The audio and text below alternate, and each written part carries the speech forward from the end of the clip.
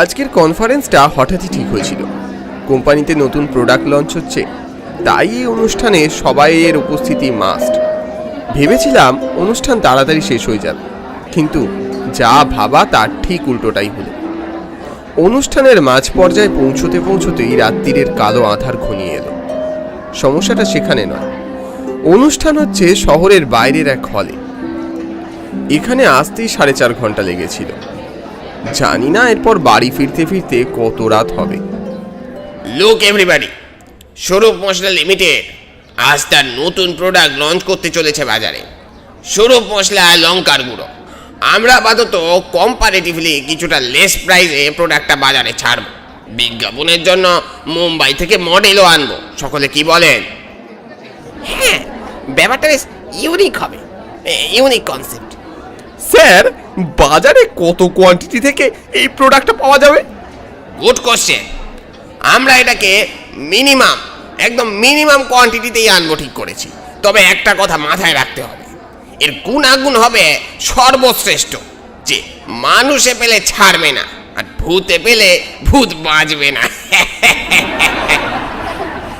Conference যখন শেষ হলো তখন রাত 11টা বেজে গেছে। ব্যাস, আর কি, এখন এত রাত্রিরে গাড়ি টাড়ি পাওয়াই মুশকিল। কলিগরা তো সব যে যার মতো করে চলে গেল। ভেবেছিলাম ওদের কারোর বাইকে করে উঠে চলে যাব, কিন্তু তাও হলো না। ওদের বাড়ি একদিকে আর আমার বাড়ি একদম উল্টো দিকে।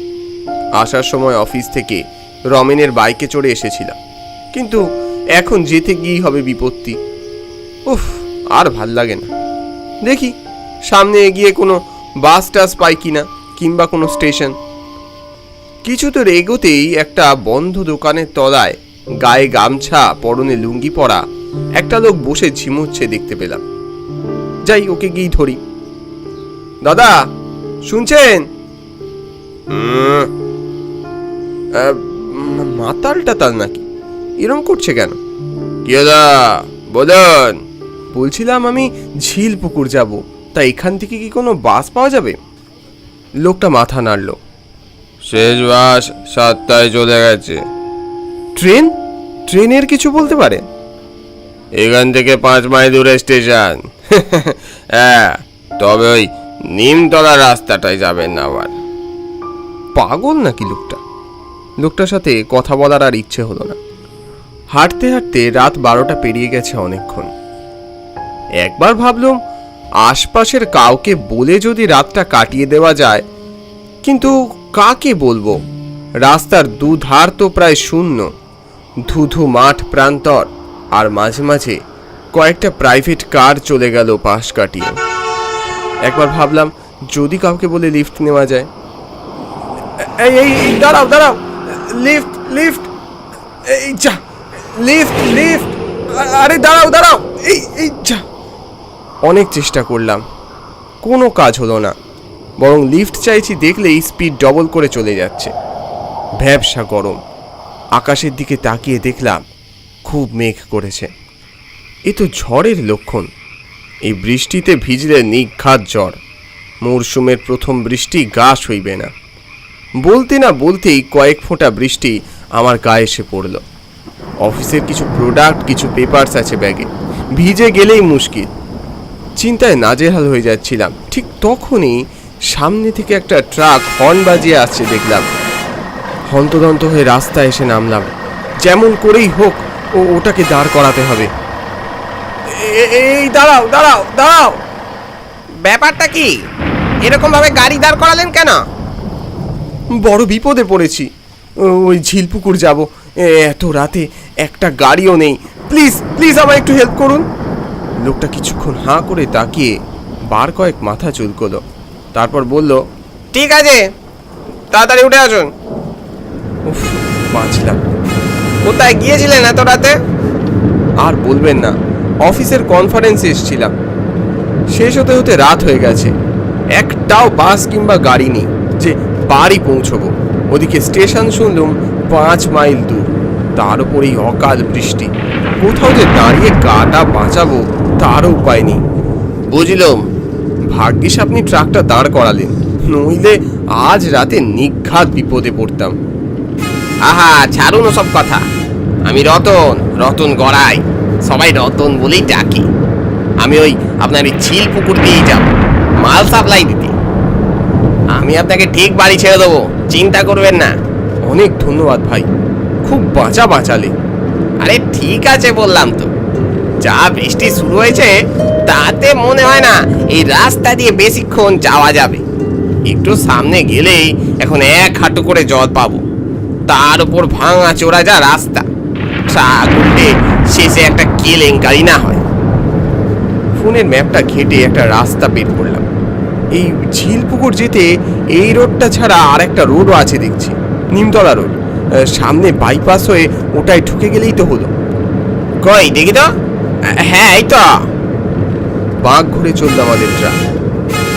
এই রাস্তাটা বেশ উঁচু, সমস্যা হবে না আশা করি।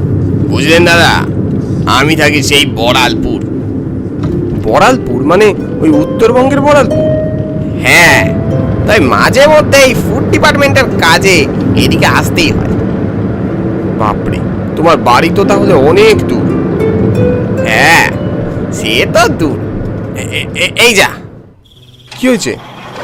বুঝতে পারছি না, দেখছি ইঞ্জিনটা আবার খারাপ হয়েছে কিনা কে জানে। মাঝ রাস্তায় হঠাৎ ট্রাক থেমে গেল। রতন দেখতে নামলো ট্রাকে কি সমস্যা হয়েছে। আমিও কিছুক্ষণ পর নামলাম। ততক্ষণে বৃষ্টিটা বেশ কিছুটা ধরেছে। কি হলো, কোথায় সমস্যা পেলে? না দাদা, ইঞ্জিন তো ঠিক আছে, তুম করে কি যে হলো বুঝতে পারলাম না। আপনি চিন্তা করবেন না, 2 মিনিট দিন, ঠিক বার করে নেব। বলছো? ঠিক আছে, আমি তাহলে সামনে আছি, হয়ে গেলে ডাক দিও, আমি চলে আসব। রতন কাজ করছিল, আমি একটু এদিক ওদিক ঘুরছিলাম। সামনে অন্ধকারে এগোতেই দেখলাম একটা বহু পুরনো স্কুল। বোঝাই যায় ওখানে বহুদিন কোনো শিক্ষক বা ছাত্রদের যাতায়াত নেই। পরিত্যক্ত দেওয়ালের পরতে পরতে স্মৃতি লুকিয়ে আছে। শ্যাওলা আর আগাছায় গোটা প্রাঙ্গণ প্রায় একটা ধ্বংসস্তূপ। দূরে কোথাও খুঁটিতে একটা টিমটিমে আলো জ্বলছিল। আর একটু এগিয়েই দেখা গেল স্কুলের নাম নিমতলা প্রাথমিক বিদ্যালয়। জায়গাটার মধ্যে কি যেন একটা অজানা প্রহেলিকা লুকিয়ে আছে। দাদা, আরে ও দাদা, গাড়ি ঠিক হয়ে গেছে, চলে আসুন। ঘোর কাটল রতনের চিৎকারে। ছুট্টে সেদিকে গেল। কি হয়েছিল? তেমন কিছুই নয়, 2-4 বার স্টার্ট দিতেই আপনা আপনি ঠিক হয়ে গেল দেখলাম। এ তো অদ্ভুত কেস। আর বলবেন না দাদা, এ গাড়ি নিয়ে বিরক্তি ধরে গেল। একটা বাজলো, আজকে পুরো ঘুম চৌপাট। আচ্ছা রতন, তোমাদের তো এই রাত জাগার অভ্যেস টভ্যেস আছে নাকি? এ কি কি হচ্ছে, কি হচ্ছে দাদা, এ কি হচ্ছে? বিস্ফারিত চোখে তাকিয়ে দেখি স্টিয়ারিং আপনা আপনি ঘুরতে শুরু করেছে। মুহূর্তের মধ্যে যেন সবকিছু ওলট পালট হয়ে গেল। দেখলাম রতন ভীত সন্ত্রস্ত হয়ে পড়েছে। আমি স্টিয়ারিং চালাতে পারছি না কেন, স্টিয়ারিং চালাতে পারছি না কেন, এ কি কাণ্ড, এ কি ব্রেকও কাজ করছে না, ব্রেকও কাজ করছে না। ওর চোখ দেখে বোঝাই যাচ্ছিল আমরা বড় বিপদে পড়েছি। যে কোনো মুহূর্তে আমরা ছিটকে পড়ব। কোনোভাবেই এটি আর কন্ট্রোলের মধ্যে নেই। আসন্ন ভয়ানক ভবিষ্যৎ দুর্ঘটনার কথা ভেবে আমরা কাঁপতে শুরু করলাম। ঝড়ের বেগে ছুটতে ছুটতে ট্রাকটা হঠাৎ একটা দেওয়ালে গিয়ে ধাক্কা মারল। ব্যাস, তারপর সব অন্ধকার। ঠিক কতক্ষণ পর জ্ঞান ফিরল জানি না। জ্ঞান ফেরার পর দেখলাম ড্রাইভিং সিটে রতন নেই। শরীরে নানা জায়গায় চোট। কোথায় গেল? গাড়ির কাঁচ ভেঙে, দরজা ভেঙে চুরমার। ট্রাক থেকে খুব কসরত করে নামলাম। নেমে আশপাশে ওর কোনো চিহ্ন পর্যন্ত খুঁজে পেলাম না। আতঙ্কিত হলাম। আরও একটু এগিয়ে দেখলাম জায়গাটা খুব পরিচিত। কিছুক্ষণ আগেই তো এখানে গাড়িটা খারাপ হয়েছিল, আবার এখানেই ফিরলাম। তাহলে কি আজ আর রাত্রে বাড়ি ফেরা হবে না? রতনই বা কোথায়? দাদা, ও দাদা, আমি এখানে। রতন, কোথায় তুমি? তোমায় দেখতে পাচ্ছি না কেন? আমি এখানে এই স্কুলের মধ্যে বড্ড বিপদে পড়েছি। দয়া করে আসুন, উদ্ধার করুন আমায়। বুঝতে পারলাম ওই ভগ্নপ্রায় স্কুলের ভিতর থেকে এই রতনের আওয়াজ আসছে। কিন্তু ওখানে কি করছে ও? ও কি রাত্রিরে থাকবার বন্দোবস্ত করতে গিয়েছিল? আমি আর বিলম্ব না করে সেদিকে ছুটলাম। পরিত্যক্ত স্কুলের ভিতরটা একেবারে নিষ্কালো অন্ধকার। কোথা থেকে যেন অল্প একটু আলোর চিলতে একটা দেওয়ালে এসে পড়েছিল। চারপাশে শ্মশানের নীরবতা, গা ছমছমে একটা আবহাওয়া। বুকের বাঁ দিকটা হৃৎপিণ্ডটা উচ্ছৃঙ্খলভাবে লাফাচ্ছে। কোনো রকমে অন্ধকারে ধীর পা ফেলে হাতড়ে হাতড়ে একটা সিঁড়িতে পা রাখলাম। রতন, এই রতন, তুমি কোথায়? এই তো স্যার, এইখানে সিঁড়ি দিয়ে উপরে উঠে আসুন তাড়াতাড়ি। ভাঙা রেলিং ধরে এগিয়ে গেলাম। অন্ধকারে দোতলার একটা ঘরের দরজা খোলা মনে হলো। আন্দাজে পা ফেলে ঘরে ঢুকলাম। ঘরে ঢুকিয়ে আমার হাত তালাম খাঁচা ছাড়া হয়ে গেল। দেখি দেখি একটা বডি সিলিং ফ্যান থেকে ঝুলছে। অন্ধকারে মুখটা স্পষ্ট হলো না। এই কি কার বডি? রতন? আমার মাথা ঝনঝন করছে। কি হলো দাদা, আসুন, আমার খুব খুব কষ্ট হচ্ছে। রতন, রতন কোথায় তুমি? একরকম ছুটেই সেই ঘর থেকে বেরিয়ে এলাম। এদিকে আসুন স্যার, এদিকে। কিন্তু কোথায় ছুটলাম ঠিক বুঝলাম না। গিয়ে দরজা ঠেলে ঢুকে পড়লাম একটা অন্ধকার ঘরে। মাকড়সার ঝুল, চামচিকে আর ধুলোয় ধুলোময় সেই ঘর। একটা ভাঙা জানলা দিয়ে সে হালকা আলো আসছিল। চাঁদ নাকি কোনো লাইটের আলো বুঝতে পারছিলাম না। তারপর আমার সাথে যা ঘটলো তা একেবারেই অপ্রত্যাশিত। সেই আলোর রেখা ভেদ করে বেরিয়ে এলো 5টা ধরহীন মুন্ড। ওরা আমার দিকে এগিয়ে এলো। ওরা যেন আমাকে ঘিরে ফেলছে। এই দেখ, একজন মানুষ আমাদের বন্ধু হতে এসছে। কতদিন পর একটা গোটা মানুষ এখানে এলো, কিন্তু ওর তো এখনো পুরো বডিটাই আছে দেখছি। তাতে কি, ওকে আলাদা করে দিতে কতক্ষণ লাগে? তারপর হেড মাস্টারের কাছে নিয়ে যাব। এই মানুষগুলোকে দেখলে বড় রাগ হয়। নে, এবার ওকে ঝটপট আমাদের দলে নিয়ে আয় তো। আমায় ছেড়ে দাও, আমায় ছেড়ে দাও, আমি কি করেছি? কতদিন পর একটা মানুষ পেলাম, তাকে কি এমনি এমনি ছাড়া যায়? অবস্থাটা মোটেও ভালো নয়। বেশ টের পেলাম, কিন্তু এখন কি উপায়? এদের থেকে এত সহজে নিস্তার আমি পাবো না, আমি জানতাম। এরা ভয়ঙ্কর, বিভৎস।